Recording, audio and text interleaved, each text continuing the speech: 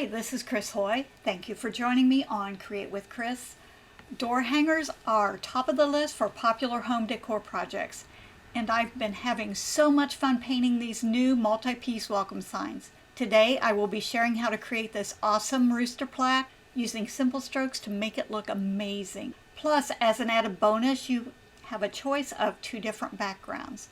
Even though it may look complicated, it's a quick and easy project that anyone can create. So whether you are a beginner or painting for fun, join me for this fun afternoon project. Grab your brushes and let's get started.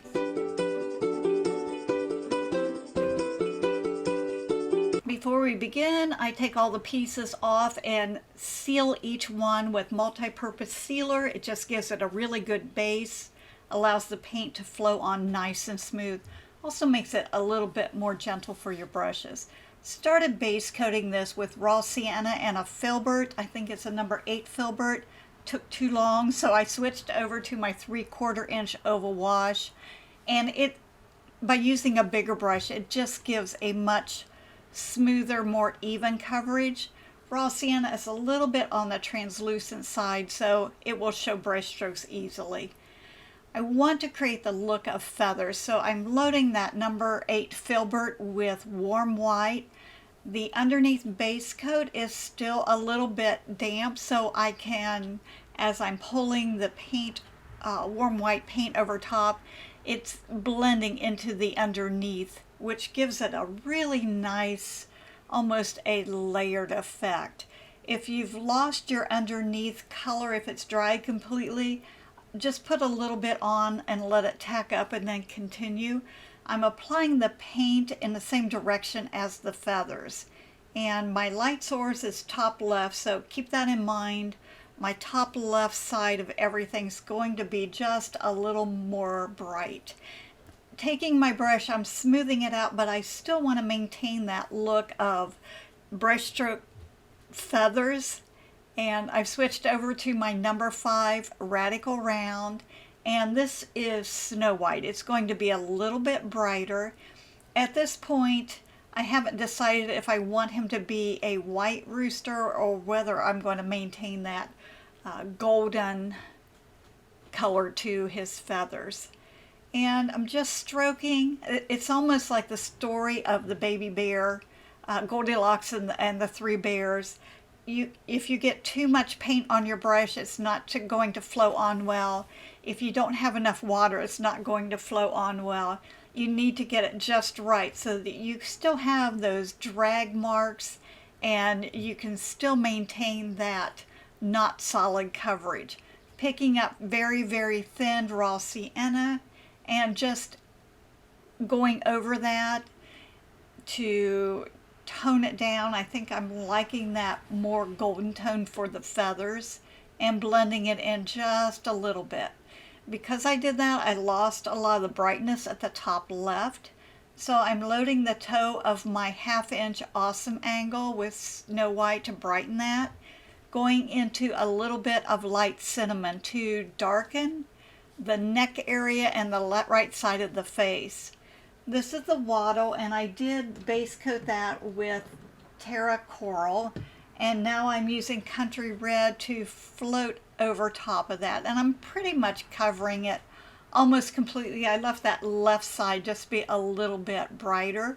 This is the top part of the Waddle, and I'm doing the same thing with the Country Red. Not putting a super smooth float on. I'm kind of tapping it in and chopping it out with my brush. It's such a nice effect. Plus, you don't have to worry about being perfect or having that ultra smooth float, which can be a challenge a lot of times. So I like that look of brush strokes. It just gives a little more texture and a little more interest. The beak is moon yellow, and then I am coming in with a little bit of sunset gold to darken that bottom and right side. I'm jump back and forth between these pieces to let them dry a little bit in between. And on the base coats, I do add 2 coats and dry in between. I took that part out just for the sake of time. I loaded the toe of my 1/2 inch angle with Heritage Brick. If you have trouble hanging on to these pieces, grab a stylus. It works really well to anchor it down, and then you don't have to worry about getting your fingers into the messy paint. So I am shading the heritage brick along the bottom and up the right side. Again, I'm just letting that kind of, I call it my chop float, where you just tap it in and pull it out. Gives a really nice effect. And you don't have to be perfect with it. It's super easy, super quick. Picking up a little bit of that raw sienna on the beak. I want to shade that bottom and right side. I keep turning it upside down. I'm losing my direction here. This is the waddle at the comb at the top, and I did slow this down a little bit so you can see how I tapped it in and just kind of pull it out. Just let those brush strokes be visible, and just really adds a lot of interest and makes that look not smooth and perfect, which they're not. They have a lot of texture to them. So that just helps to create that look. I did base coat the eyeballs Snow White, and then I am using my painter's palette to stencil the pupils with soft black. I just did that for the first coat, and then I'll go in with my Radical Round to put the second coat in and just make sure I get it perfect. And I'm loading that same Radical Round with raw sienna to paint on an eyelid. This chicken or rooster didn't come with eyelids. I thought it would just be fun to add those on there. I think that just adds a little more personality. So I'm just kind of making that little half semi droopy eyelid. I think that is so adorable. Now, to give a little more dimension to the eye, I'm floating soft black. I've loaded the toe of my 1/4 inch angle, just tucking a little shade of soft black under the eyelids. And that shade I am putting in super smooth, so it just will help the eye to look rounded, and also gives it that more dimension and just that depth behind the eyelid. Use enough moisture in your brush that you can float that out without having to work hard. Adding a little bit of color in the eye. This is Blue Mist. I'm floating across the bottom and up the right side. That just will bring a little more, instead of having those dark solid pupils, it just brings a little color in there. Shading both sides of each of the eyelids with light cinnamon. Using my 1/4 inch awesome angle. My awesome angles are awesome because the length, I had them developed so I have a longer length, which means I can have a longer stroke before I have to reload. Saves a lot of time, and everything goes on just a little bit smoother. Now I'm floating some Snow White on the eyelids, and I know it looks a little bit bright and it looks like there's a lot, but when it dries, it always dries a little bit softer. Loaded my Epic Script liner with thinned soft black. I'm just lining the edge of that eyelid. It's going to sharpen that up and just make that definite edge on it. And just float a little bit more soft black. I had a little area that just needed a little strengthening. Going back in now to the pupils with Snow White. That's going to give it that glassy look. We added a little bit of color. Now I'm just adding some more brightness in there to make it look glassy. The sparkle I'm going to dot and then kind of dot and skip for the second one. Along the bottom is just a little dot and a pull, creates a comma stroke. Add a little more highlight with my Epic Script liner on that roundest part of the eyelid. I usually go back several times to brighten or add the shading. A little bit of Snow White on the Waddle under the nose. or under the beak, and then I put a couple little dip dots of soft black on the beak as well. Did that comma stroke with the stylus. Have my number 5 radical round, and I'm dry brushing some Snow White on that. And I thought he was just a little bit too white, so I decided I wanted to go back, and this is such a very, very light float, almost like a glaze of raw sienna. Just going to tone everything down. It will not obscure any of the details underneath. You can still see every stroke and every feather. I liked how that looked, so I went back with my 3/4 inch oval wash and just did a smooth float. I left the tips of the feathers at the bottom a little bit brighter and whiter.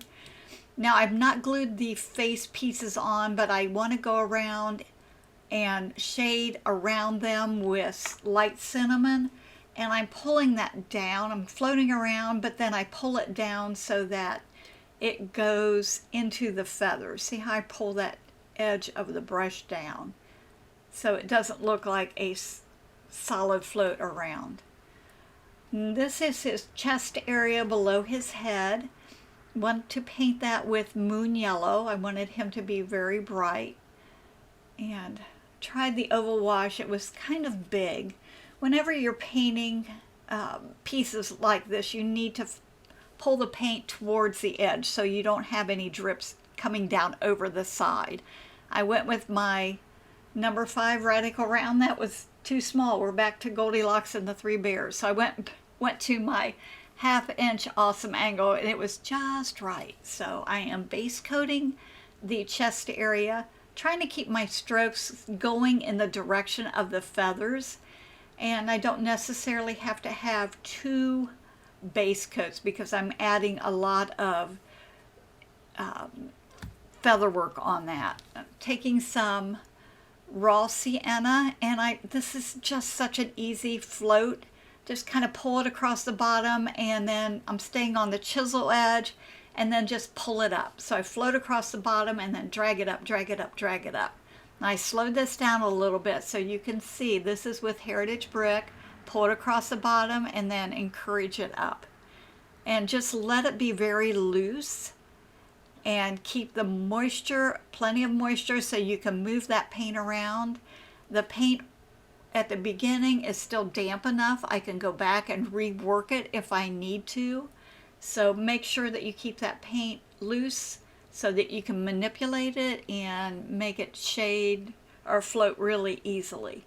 Now I know underneath this head piece it's going to be a little bit shaded, so I am doing the same thing with light cinnamon. I'm darkening underneath and just pulling it down, pulling it down, pulling it down. Staying on the chisel edge of my brush so that I'm not doing a flat stroke. And you can see I'm just using the toe to kind of pull that down, pull it down. And that way it'll look just super shaded underneath. Now I did speed this up a little bit, but in real time, I think it only took a little over an hour to completely paint this plaque. And a big part of that was trying to decide what color. I am painting the tail feathers aloe, and it's just a lighter green. And then I darkened the base of it with desert cactus. This was a process trying to figure out how to paint the feathers, and you can kind of see how I evolved from just shading the top of it, floating Snow White along the top. In my mind, I thought, well, that probably would work. It would help define each one of those sections with a little bit of light, and then put a darker shade at the bottom. And this section is Blue Mist, and then I shaded the bottom with Thicket and highlighted the top with Snow White. And you'll see how I evolved from just pulling that shade across the top and pulling it down. Now I'm starting to angle it in. I was going to take this out, but it kind of shows how I just played around with it until I was able to come up with something I really liked. Now I'm going in with the chisel edge of my 1/2 inch angle. I pull down the middle of the feathers, and then I pull it in from the side to create that look of a quill or those feather sections. This is thicket that I'm putting on the last set of feathers, and then I'm going in with black green at the bottom to deepen it.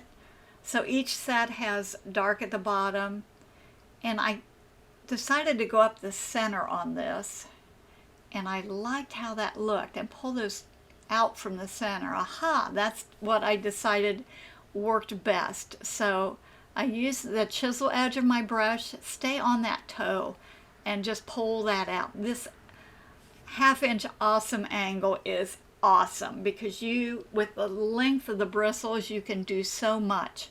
So go down the center and then pull it out, pull it out, pull it out. Stay on the chisel edge and just let that brush create that look of a feather. So I'm going back in. You can see how I'm transforming this, going down the center and then just pulling that out from the center. Voila, it just looks like really great feathers. Super easy, but it was a process. I had to decide what I wanted to do, so I just played around with it until it started to really work out well. Just go down the center and pull that out, pull it out, pull it out. Now I'm doing the opposite. I've just got the chisel edge loaded. I'm staying on that toe and pulling it down towards the center. And see how that highlights the tips of the feathers, and by doing each section, it really enhances that, pull it down, that look of the feathers. And it's just a tap and a pull, tap and a pull. Each time I load my brush, I flatten it on the palette so I maintain that sharp chisel edge. And if your brush is nice and fluffy, it's not going to work well for this. That awesome angle is just perfect. And I'm going to go down, same thing, see how quickly I can go down. Just pull that down. Loved how that turned out. It was just perfect for this, the feathers. With a piece like this, it's not realistic, so, but you do want it to maintain kind of an impressive effect. So by doing this, go down the center to highlight the center of that. It just really makes such a big difference. Look how that came together. Love it. He's adorable. So now I'm trying to decide what to do next. I'm thinking I need to brighten up his chest area a little bit. So I'm doing that very same stroke on his chest. So I'm just kind of using the chisel edge of the brush. It's my 1/2 inch awesome angle, and you can see on the palette I flatten it out to make sure that it's nice and sharp chisel edge. Just pulling it up, and that creates the look of little tiny feathers on his chest. I loved how that turned out. It was such a nice effect. I don't paint a lot of chickens and birds. That's not my favorite thing to paint, but I really enjoyed painting this because it came together so well. Now, if I get it too dark, I use my finger to kind of smudge it and soften it. So I always go a little bit light-handed, and then I can go back and brighten it up. Now remember, the left side's going to be a little bit brighter. So as I get over towards the right side, I just let it kind of quietly soften down.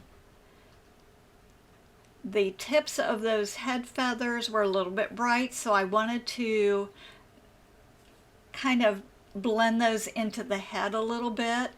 And by adding these little simple short strokes, it helps to define those feathers, and then it pulls it all together as well. So I still have that golden effect of color, but now I'm getting these little highlights.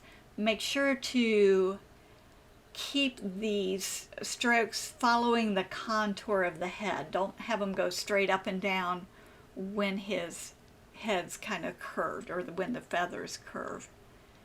Use my finger to, those were a little bit bright around his eyes, so I just softened that down. Doing the same thing on the right side with light cinnamon, I'm pulling it away from me. The toe is towards me, but I'm stroking away. I want the widest part of the feather to be.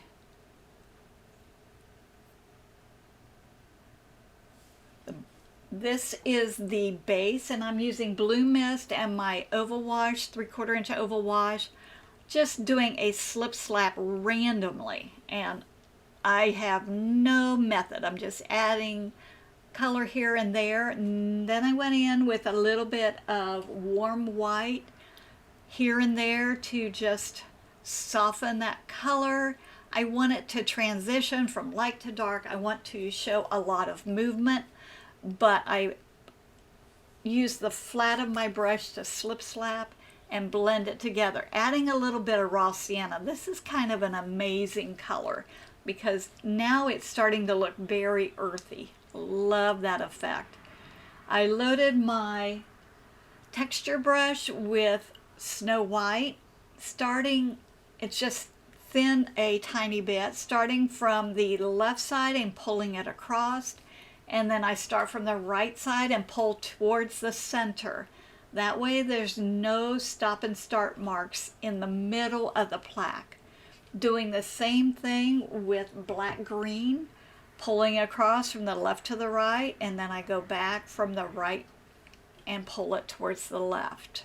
When it's dry, I'm loading my Spectacular stencil brush with soft black and wiping my brush over a paper towel to get rid of the excess paint because I am just swirling this. This is almost a dry brush. I don't want this to be so strong and busy in the background that it takes away from the rooster.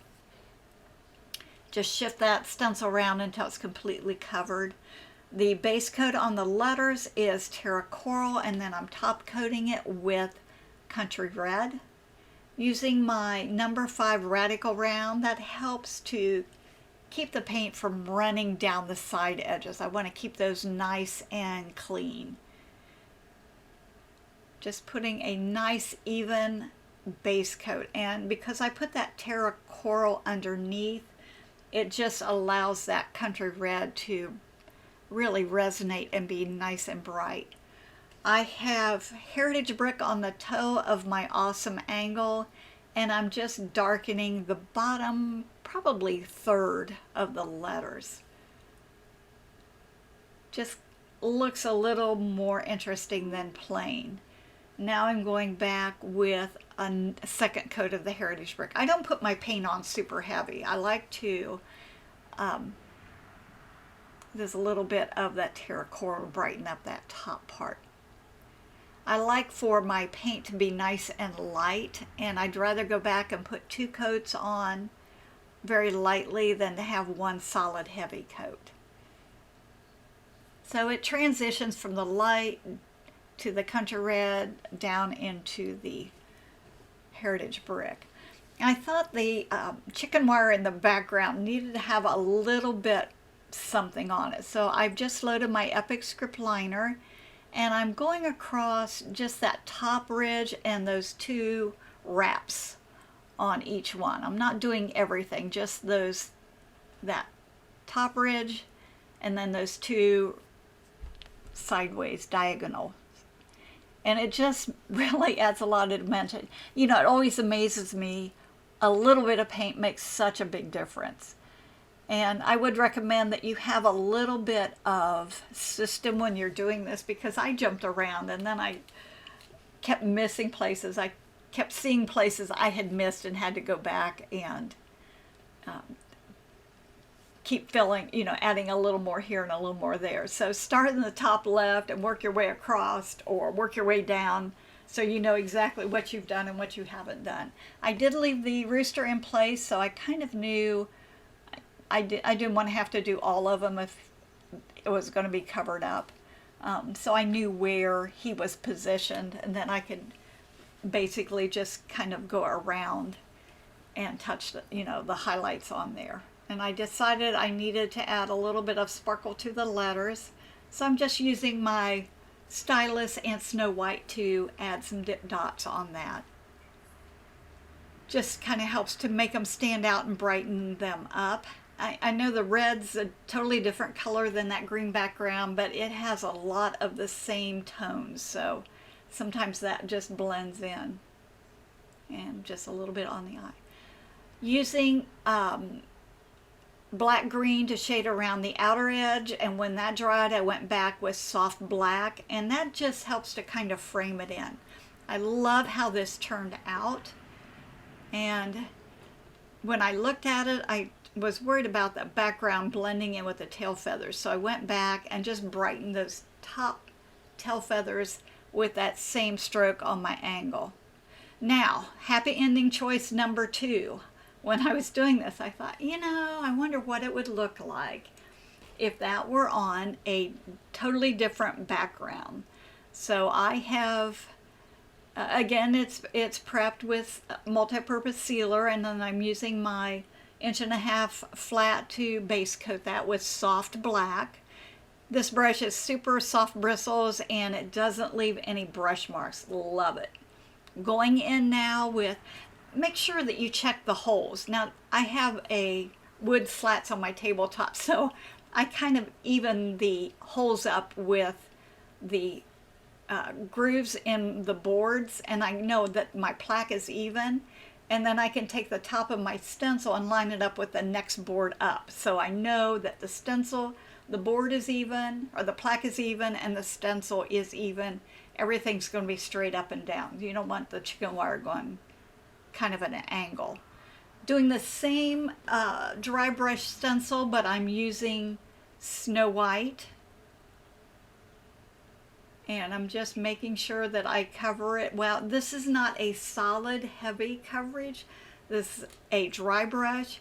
If you stencil this and it gets a little bit too intense, you can always lightly sand it, and that's going to knock down that brightness of the stenciling and just tones it down, gives it a little more distressed look.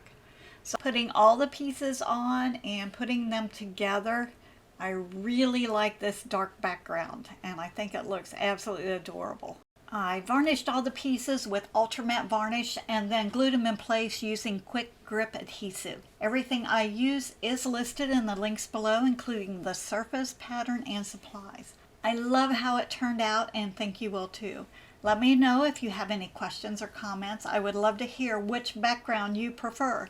If you like what you see, please give me a thumbs up and subscribe to my channel. That helps me out and you won't miss out on upcoming videos. Be sure to check out my other videos as well. Well, I hope you learned a few new tips, tricks, and techniques to make your painting life a little easier and a lot more fun. Thank you for joining me, and I look forward to our next painting adventure together.